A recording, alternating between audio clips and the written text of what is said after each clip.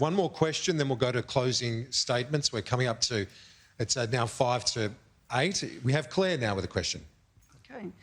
The latest polling statistics show that voters have an all-time low level of faith in the integrity of both major party politicians. What are you going to do to restore their trust in the democratic process? Claire? Thank you. Well, thank you, Claire. Our strong economic plan is getting people off welfare and into work. Our economic plan is about helping Australians realise their big aspirations in life, to have their kids, to raise them, to get them a good education, to buy a home, to save for their retirement, to run a business and to have choices. Our economic plan is delivering that. Our economy now is one of the strongest in the world, the advanced world, and that is giving Australians opportunities every single day. And what I've learned from my years in politics is that unless you can run a strong economy and manage money, maintain your AAA credit rating, keep the economy moving forward, then your aspirations for so many of these other issues can't be achieved. And that's why this election is very much about who can run the economy and who can manage money.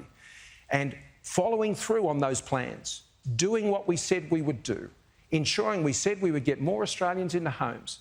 We've got 300,000 Australians into their own home in just the last 3 years, just as we said we would.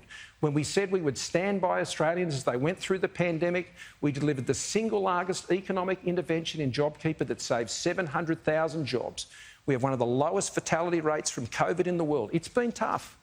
It's been incredibly tough. But I'm so optimistic about where we go to from here because together the country has put itself in a strong position and we've had the opportunity to lead that process.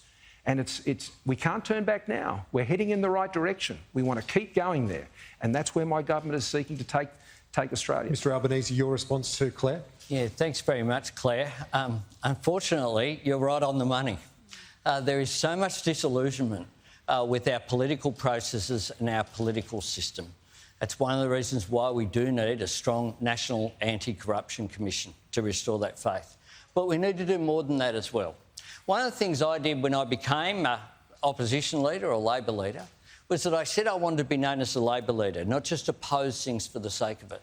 So if the government has had a good idea, we've been prepared to embrace it.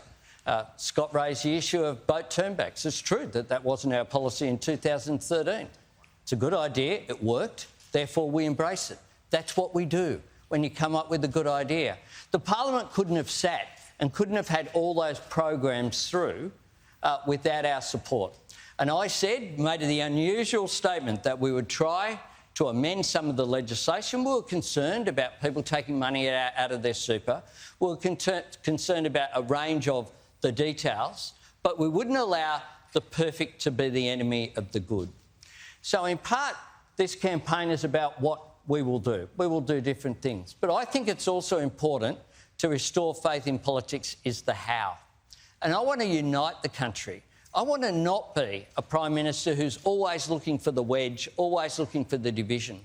Because if we're going to move forward as a country, we need to work out our common interests.